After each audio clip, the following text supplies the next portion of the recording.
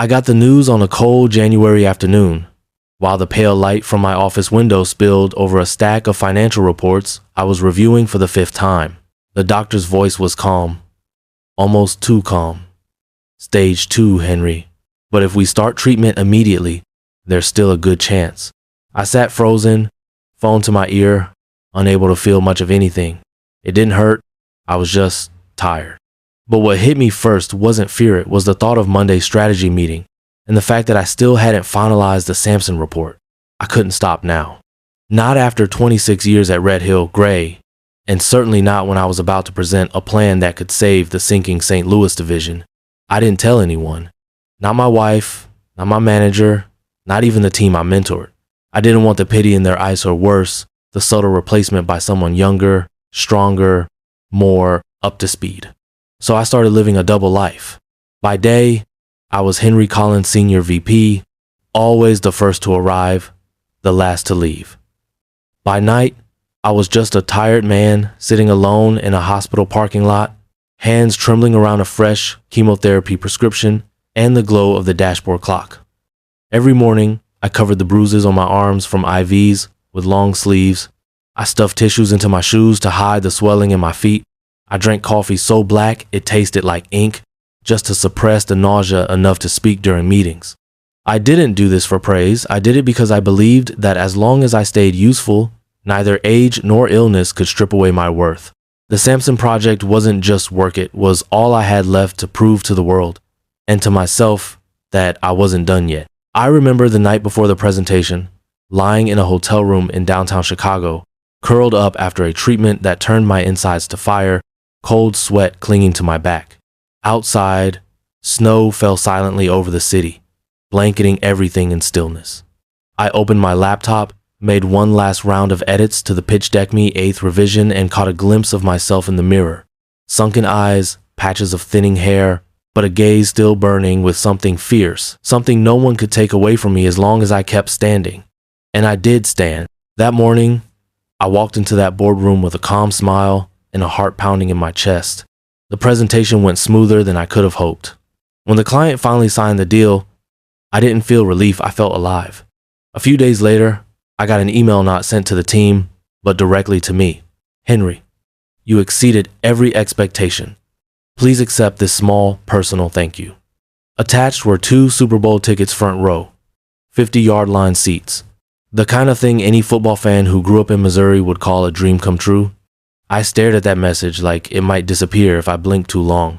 For the first time in months, I laughed not because of work, not because of a win, but because finally someone had seen what I gave, and they chose me. What I didn't know was that the hardest part of my story hadn't even begun.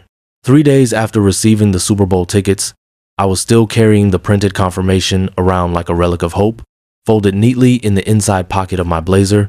I hadn't told many people, just my wife, who cried when she realized I hadn't seen a live football game since '92, and my son, who immediately asked if he could be my +1. I said yes.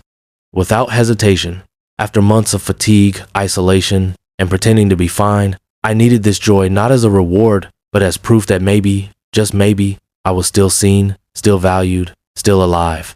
But that illusion shattered on a gray Thursday morning, the kind of day that starts off feeling wrong before anything happens. I was reviewing quarterly forecasts when he walked in, no knock, no courtesy, just that familiar air of entitlement that had made the walls of this office feel tighter every year. Wade Sturman, senior partner at Redwood Halston, my direct superior, and the man who had once told me, without blinking, that loyalty matters more than talent, especially when you're pushing 60. He leaned casually against my desk, wearing that half smirk that usually came before he handed you extra work over the weekend. "Heard you got some exciting news," he said, voice dripping with artificial cheer. I smiled cautiously, assuming, or rather hoping, that this was the moment he'd pass me the tickets with a handshake and a rare word of praise. "Yeah," I said. I was really touched. The client went out of their way. Wade nodded slowly, as if what I'd said amused him more than impressed him. "They did," he said, drawing out the words, "which is why I wanted to talk to you about the tickets." The shift in his tone was subtle, but immediate, like stepping into a room where the air's gone still. "I'm not sure I follow," I said, careful not to sound confrontational, even as a knot began to form in my chest. Wade sighed, placing one hand on the edge of my desk like he was trying to seem reasonable, a mentor guiding the naive. Clients don't always understand how corporate relationships work. When they gave you those tickets, well, that was more of a gesture to us as a firm, not just you. My hands tightened in my lap, but I kept my face neutral. With respect, Wade, the email was addressed directly to me. It said, as a personal thank you. He waved a hand, dismissing that detail like it was an irritating fly. I get that, Henry. But look, in this business, we make strategic decisions. Relationships are everything.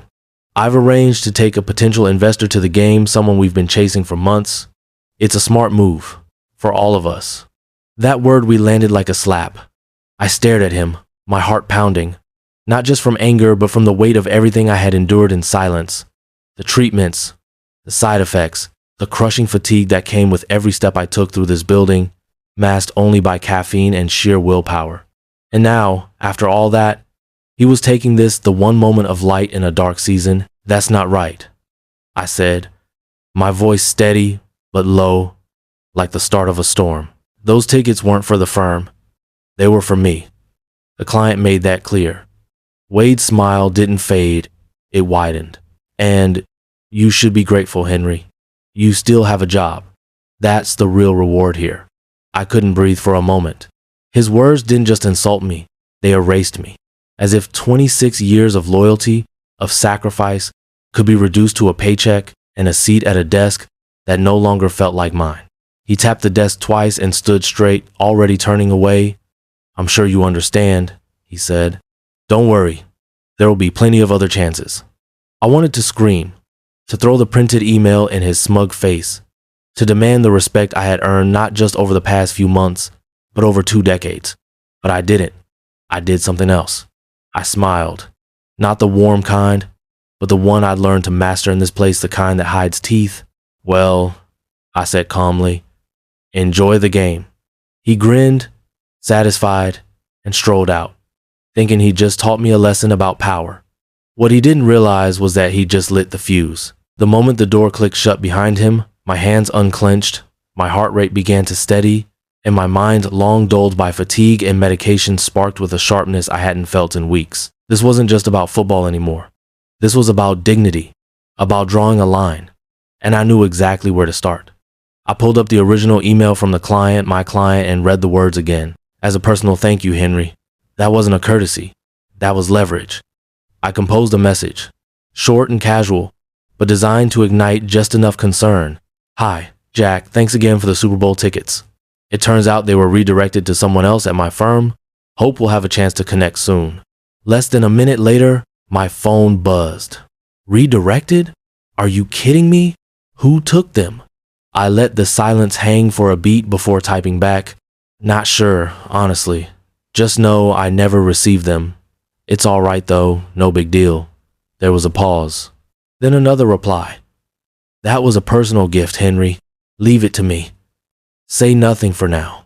I leaned back in my chair, exhaling slowly. This wasn't my fight anymore. It was his. And I already knew which side justice would take. I spent the rest of the day quietly collecting information. I knew Wade, he had the subtlety of a marching band. Sure enough, by lunchtime, I overheard him in the break room bragging about his upcoming business trip to Phoenix. Front row seats, he said, chuckling to someone I didn't recognize. Gonna be a big win. You know how these things go, it's all about connections. He had no idea that every word he said was tightening the noose around his own neck. By Friday, the office buzzed with rumors. Wade was leaving early to catch a flight, walking through the halls like a man untouchable. He even nodded at me as he passed my desk. Big plans this weekend? I asked, my tone friendly, my expression unreadable. He winked, just closing a big door. I smiled. Enjoy the game. And I meant it because by the time he landed, the first domino would have already fallen. What he didn't know, couldn't know, was that Monday wasn't going to be a regular start to the week. It was going to be the reckoning. And I would be there, front and center, to watch it unfold. The moment Wade walked out of my office, his shoulders squared like a man who believed he just demonstrated authority. I sat in silence, staring at the space he'd just occupied. My jaw ached from the fake smile I'd worn to keep from screaming, My hands clenched so tightly in my lap that my fingernails had left half-moon indentations in my palms. I could feel my pulse throbbing in my temples, a sound louder than the hum of the overhead lights or the dull murmur of office conversation that floated through the walls like background noise to a life I no longer felt part of. I didn't storm out or slam drawers. I didn't call anyone or shout to the heavens about how unfair it all was. Instead, I simply breathed long and slow and allowed the initial sting of betrayal to settle deep, where it would anchor itself in quiet resolve rather than blind rage. Because I understood something Wade never would. When you fought cancer and faced your own mortality, you learned that revenge isn't about shouting louder, it's about waiting longer. I turned to my computer, pulled up the client's email again, and let the words steady me. It was all there in black and white, written not to the firm, not to the team, but directly to me, a personal thank you, a gift of recognition not for Red Hill's reputation, but for my work, my perseverance, and my sacrifice. That email was more than evidence. It was validation, a rare artifact of truth in a world where contributions like mine were too often overlooked or quietly absorbed into the shine of someone else's nameplate. And still, as the hours dragged on and the office buzzed with weekend energy, no one came to my desk. No one asked about the tickets. No one even mentioned the project we'd won. My team, the very people who'd leaned on me for direction just weeks before, suddenly kept their eyes down when passing in the hallway or offered quick nods that evaporated before they reached my corner of the floor. Whether they were uncomfortable, indifferent, or complicit, I couldn't say, but the effect was the same. I had been cut off, not officially or loudly, but with surgical precision, isolated by silence. I realized then how easy it was for people to disappear in places like this, not physically, but in spirit. One day, you're the one holding things together, the one working through holidays, covering sick days, cleaning up after botched pitches, and the next, you're invisible, just another aging worker whose presence is tolerated but whose absence might actually be more convenient. At lunch, I sat alone in the cafe downstairs, stirring soup I wasn't hungry for, the smell of it clashing with the lingering nausea from last week's treatment. I watched younger associates at the next table laugh over something on their phones, their voices bright with ambition and caffeine. None of them looked my way. None of them noticed when I stood up and left the half-full bowl behind. The weekend passed in a strange limbo. I couldn't enjoy the quiet because every thought circled back to the tickets, to the theft, to the indignity of having something personal stripped away under the pretense of strategy. I told my son we wouldn't be going to the game after all, and though he tried to hide it, I saw the flicker of confusion and disappointment in his eyes. "Is it because of work?" he asked, and I nodded, unwilling to lie but unable to explain the layers of betrayal in terms a 17-year-old could understand. "Don't worry," I said. "There'll be other games." But even as I said it, I wasn't sure I believed it. I had spent so long being the dependable one, the company man, that I'd forgotten how easily people like me could be replaced. Not because of incompetence or lack of effort, but simply because time had passed, and I was no longer shiny, fast, or easy to mold. By Monday morning, I had become an expert in invisibility. I moved through the office like a ghost, receiving polite but perfunctory greetings from colleagues who now seemed unsure of how to treat me, whether I was still one of them or a problem waiting to explode. Wade had returned from the game, full of stories I avoided hearing, and the few people who dared to ask him about the weekend were met with vague grins and non-committal phrases. "Great experience," he said once near the break room. "Perfect for business." And then he walked away, before anyone could ask for proof. But I didn't need to hear the details. I already knew he'd gone. And I knew, just as certainly, that the client had noticed my absence. What surprised me, though, was the sheer silence, the vacuum that followed Wade's theft. No outrage from leadership. No questions from HR. No checks or balances to prevent something like this from happening. It wasn't just about the tickets anymore. It was about how quickly the system closed ranks to protect one of its own, even when the evidence sat in an inbox clear as day. I had always believed that integrity meant something here, that if you worked hard, stayed loyal, and kept your head down, the company would recognize that. But now, sitting at my desk, watching Wade laugh with the other partners, I began to understand a truth I hadn't wanted to face. In places like Redwood Halston, loyalty isn't a virtue, it's a vulnerability. And values like integrity don't get you rewarded. They get you exploited. Still, I said nothing. I showed up. I worked late. I answered emails with the same professionalism I always had. But inside, I was building something, not a report, not a campaign, but a reckoning. Because I had seen what happened when people spoke up too soon, too loud. They got labeled as difficult, as not a team player, and quietly pushed to the margins. No, I wouldn't make that mistake.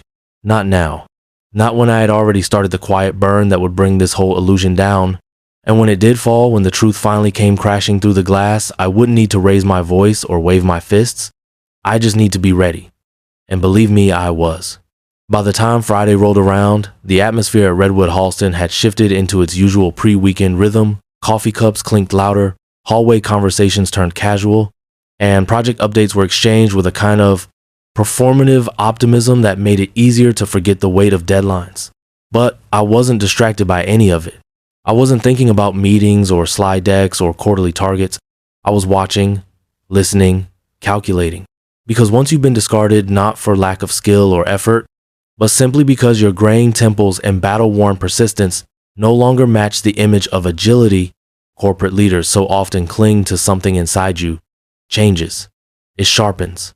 And if you've also stared down your own mortality, sat for hours in sterile waiting rooms while fluorescent lights buzzed overhead and your blood was slowly poisoned for your survival, then you learn a kind of patience most men never touch. That's where I was operating from now, a quiet, controlled place just beneath the surface, where pain becomes strategy and silence becomes power. Wade had left the building around noon, rolling his suitcase behind him with the smug assurance of someone who believed they had played the game masterfully. He didn't say goodbye, not to me, and not to anyone who mattered. He walked out like a king departing his own kingdom, unaware that the throne he clung to so tightly had already begun to splinter. After he was gone, I walked calmly back to my desk, sat down, and reopened the message thread with Jack, the client who had sent the tickets in the first place. Jack was a good man, one of the few I'd met in this business who still believed in honoring hard work and rewarding those who showed up when it counted.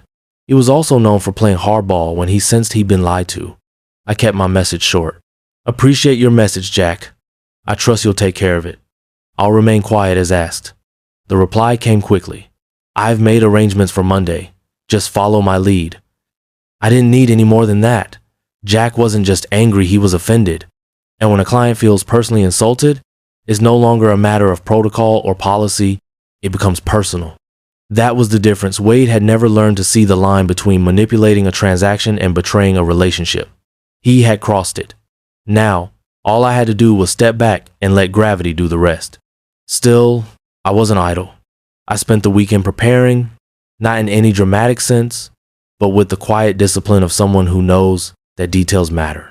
I reviewed old emails, organized documentation, and cross-checked timestamps not because I intended to present them, but because I needed to feel anchored. If Wade tried to twist the story, as I suspected he would, I had to be 10 steps ahead. I wasn't looking for a fight. I was preparing for a reckoning. On Sunday afternoon, I drove past the stadium where the game was being played. I didn't slow down. I didn't let myself feel the weight of what had been stolen. That part was over. The anger had cooled, calcified into something quieter, not resignation, but readiness. I returned home, sat with my wife at the dinner table, and listened to her talk about the neighbor's new dog and the repairs needed on the back porch. I smiled, nodded, and passed the salt like nothing in the world was about to explode. But inside, I knew by Monday morning, everything would change. At precisely 7 a.m., Wade strutted into the office, sunglasses still perched on his head like a leftover trophy from the weekend. He carried a paper cup of expensive coffee and the air of a man who believed his place at the top was permanent. I didn't look up when he passed. I didn't acknowledge him at all. That kind of silence speaks more than words ever could. 20 minutes later, an email popped into my inbox. Subject: client review, mandatory attendance time, 9:30 a.m. Location: 3rd floor glass conference room attendees. Wade Sturman, client rep, Henry Collins. I clicked accept without hesitation, then stood, straightened my tie, and walked slowly toward the room, my steps even and my mind clear. The hallway felt narrower than usual, or maybe it was just the weight of what was coming, pressing in on either side. My heart wasn't racing. There was no adrenaline, only focus. The moment I stepped into the room, I could feel it tension so thick it settled over everything like fog. Wade was already there, seated at the head of the table, legs crossed, relaxed, in a way that felt studied rather than natural. He barely looked at me. I didn't take it personally. He assumed whatever had happened last week was done, buried beneath the layers of silence and corporate indifference. He had no idea the room was about to shift beneath him. Then the door opened again, and Jack walked in, accompanied by a woman I didn't recognize, composed, sharply dressed, and carrying a portfolio with the kind of precision that made everyone sit a little straighter. "Wade," Jack said coolly, "this is Andrea Holloway, VP of Strategic Partnerships." Wade blinked, then stood to shake her hand. "Pleasure," he said, though his voice betrayed the first flicker of uncertainty. We sat. Jack opened a folder but didn't begin the agenda. Instead, he turned to me. "Henry," he said, his tone formal but edged with something colder. "Did you enjoy the game?" I held his gaze, feigning confusion. "The game?" He nodded. "The Super Bowl. The tickets I sent you." I shook my head, voice calm. "No, I didn't go." Jack leaned back, his expression tightening. "That's strange, because I arranged those seats specifically for you." Across the table, Wade shifted. His fingers twitched. "There was a mix-up," he said with forced nonchalance. "Henry couldn't make it, so I—" Jack cut him off. "So who did?" Silence. "I took a guest," Wade said at last. "A potential investor." Andrea looked up from her notes. "And this investor, what was their name?" Wade hesitated. Thomas." He cleared his throat. "Thomas Riley." I knew then, and so did Jack, that Wade was scrambling. Riley was his brother-in-law. No investor, no deal. Just a man with connections to no one but Wade, who had used the tickets as a personal favor. The air in the room thinned. Andrea turned to me. "Did Wade inform you of any policy that would have required you to surrender those tickets?" "No," I said plainly. "He told me they were his now." The words hung in the air like smoke from a slow burn. Jack closed the folder. "That's all I need," he said.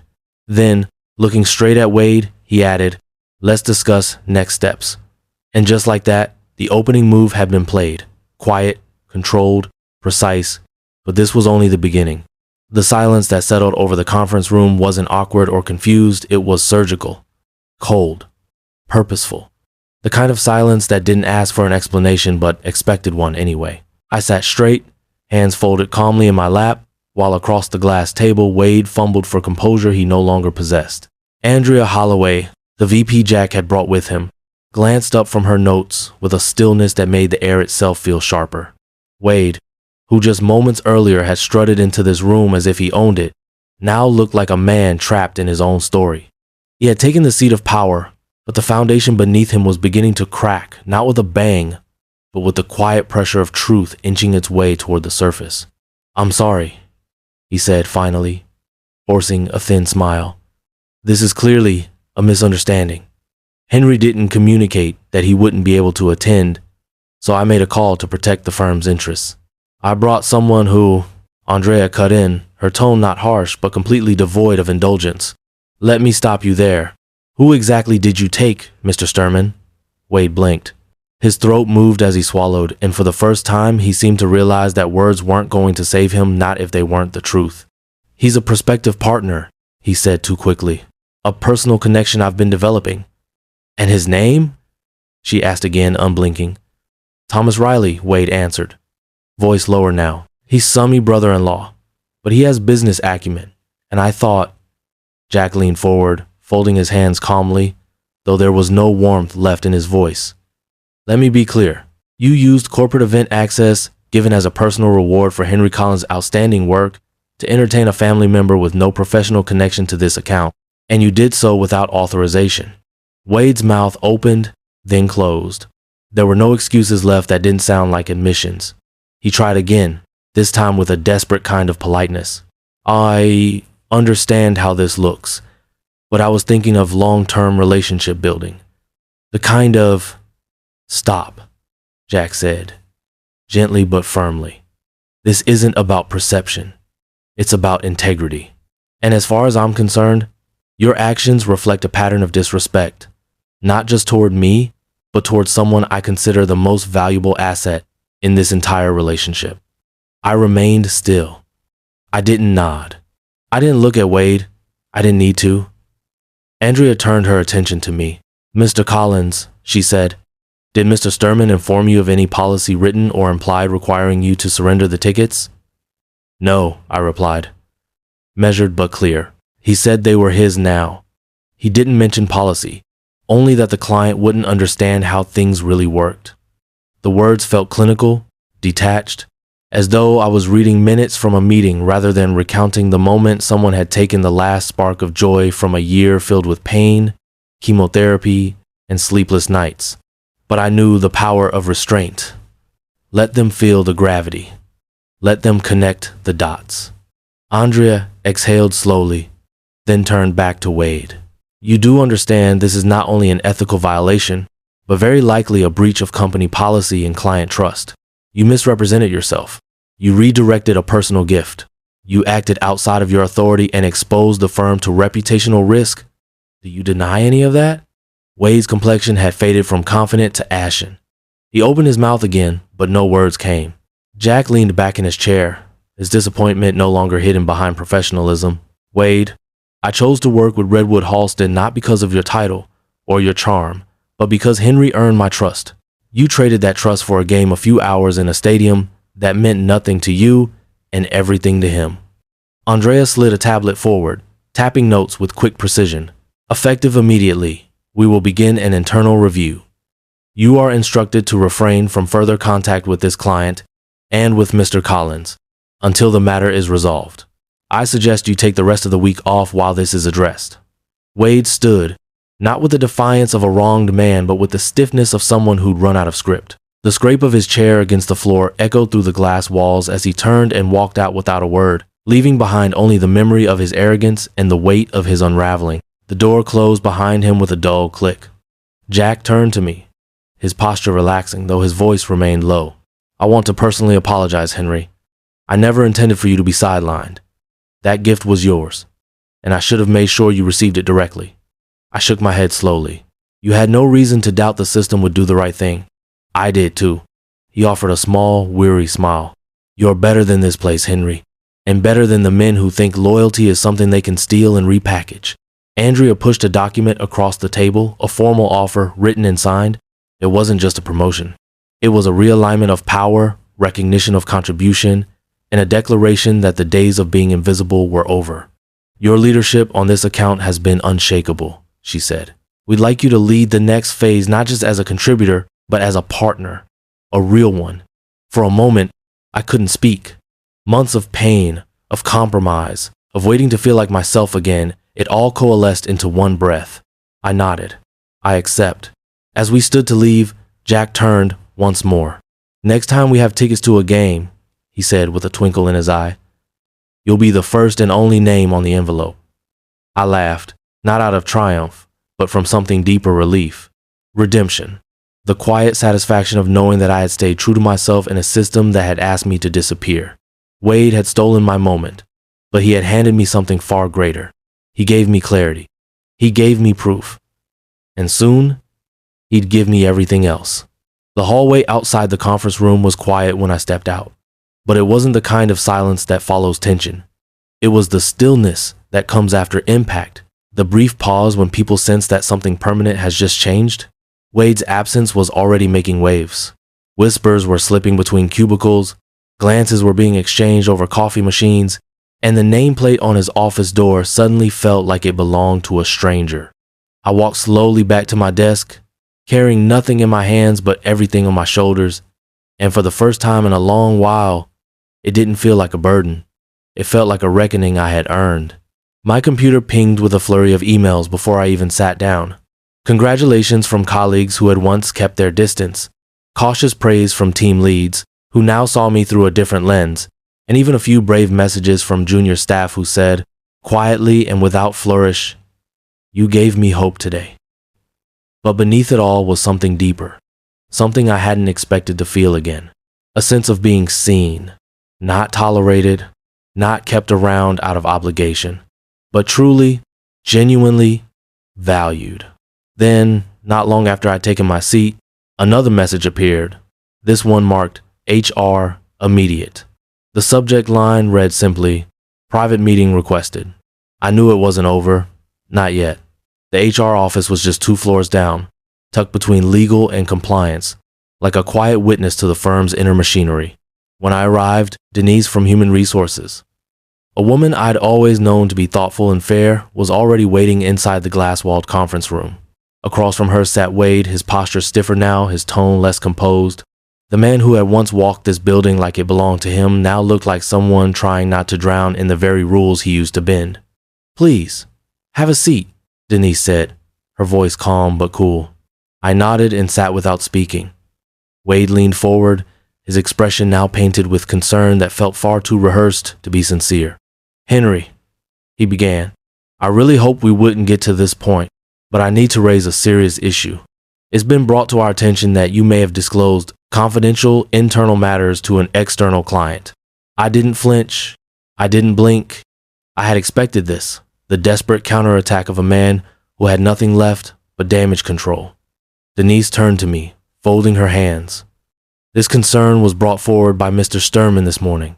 He alleges that your communication about the Super Bowl tickets, though personal, may have violated company confidentiality." I let out a slow breath. Let me understand this correctly. A gift addressed to me personally, stolen from me without justification, and mentioned in a casual email to the client who sent it, is now being classified as confidential firm property? Denise glanced down at the documents in front of her, but said nothing for a moment. Wade, sensing he was losing ground, jumped in. "You should have brought it up internally, Henry, instead of going around the process." "There was no process," I interrupted, still calm. "There was only you, and your decision to repurpose a reward given to me after months of health battles, long hours, and unacknowledged sacrifices into a favor for your brother-in-law." Wade's jaw tensed. "It wasn't like that." Denise raised a hand. "Enough. I've reviewed the email trail. The gift was issued personally by the client to Mr. Collins. No trade secrets were shared, no strategic information, no data. Mr. Collins merely confirmed he had not received what was rightfully his." Wade's eyes narrowed, but his face betrayed the truth. He had lost this fight. And now, everyone knew it. Denise's voice softened, but only slightly. "Wade, you are currently under internal investigation. And now, attempting to retaliate against an employee who was recently promoted and commended by a top client? That's not just a misstep, it's a violation of conduct." Wade didn't speak.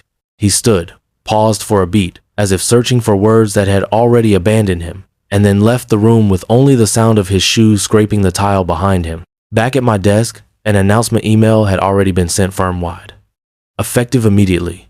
Wade Sturman is no longer with Redwood Halston. We wish him the best in his future endeavors. I read it twice. Not because I doubted its truth, but because it felt like the closing chapter of something that had once threatened to define me. And now, it was over. But life, as it always does, had more to say. Later that day, my phone buzzed with a number I recognized immediately. "Jack." "Henry," he said, his voice lighter than I'd heard it in months. "I assume you've heard the news?"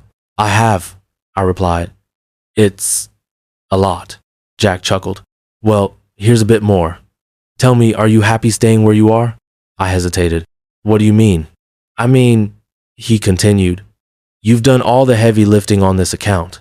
You've shown loyalty, strength, and backbone even when the people above you didn't deserve your effort. They promoted you because they had no choice. I'd rather offer you something because I want you." I felt something shift inside me. The words were direct, but they struck like a hand on the shoulder after a long journey. "I want you to come work for me," Jack continued. "Lead my strategy team. Name your number, and I'll double it. Full autonomy. No politics. Just trust, built on the kind of integrity you've shown." I stood up, walked to the window, and stared at the city below, the same skyline I had once admired with hope, then with bitterness, and now with quiet clarity.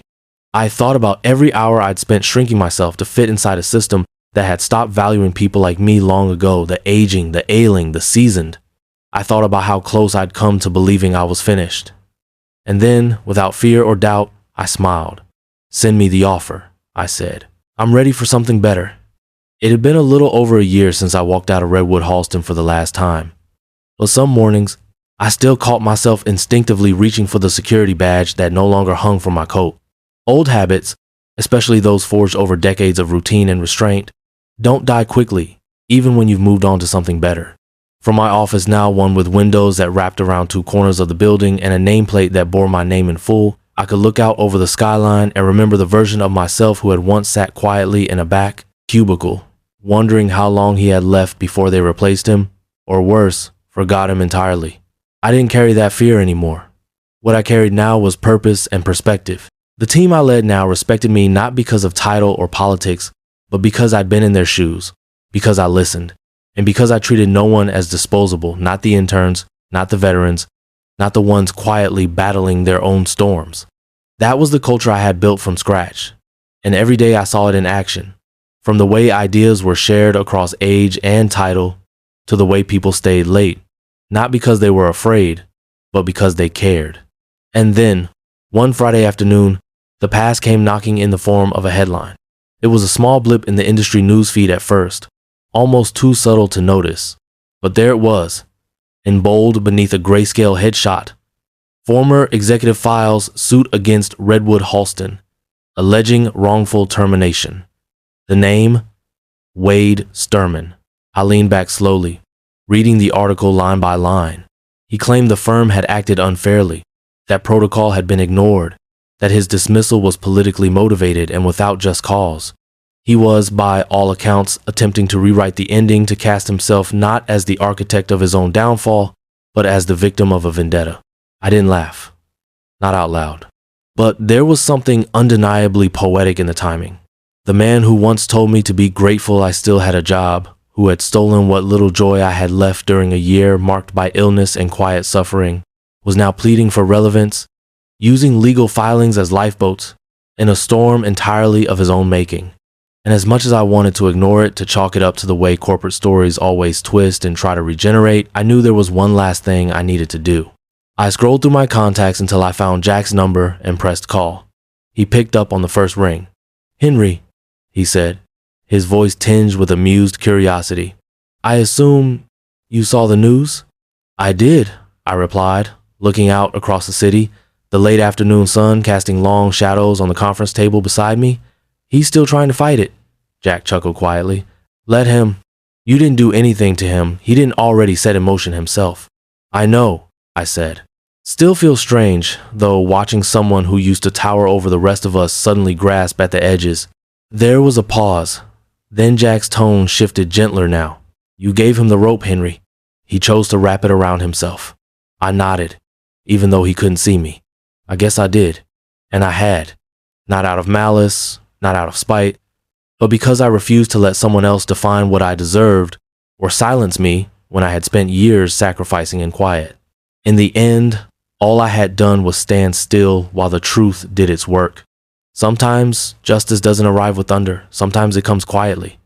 In headlines, in closed doors, in emails no one dares reply to.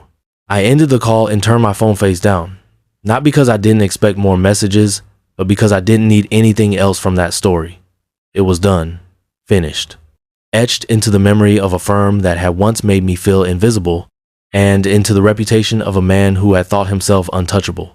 A few hours later, as I gathered my things to leave for the weekend, I received one final message, a text from an unknown number. "Enjoy your little victory. You just got lucky." It was unsigned, but it didn't need to be. I stared at the screen for a moment, then typed back slowly, deliberately.